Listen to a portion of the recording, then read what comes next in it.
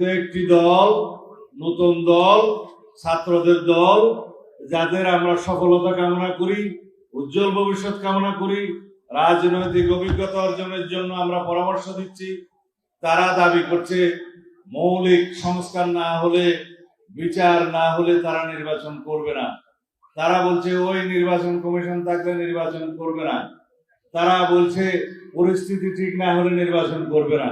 তাই বাবারা, নির্বাচন করার জন্য আমাদের কি কি করতে হবে পরামর্শ দিলেই হয়। শুধু করবা না বললে কি হবে? কিভাবে করবে বললে আমরা না হয় পরামর্শ দেব। প্রথম থেকে তাদের ধারণা হয়েছে 5ই আগস্টের ছাত্র গণ অভ্যুত্থানের মালিক তারা।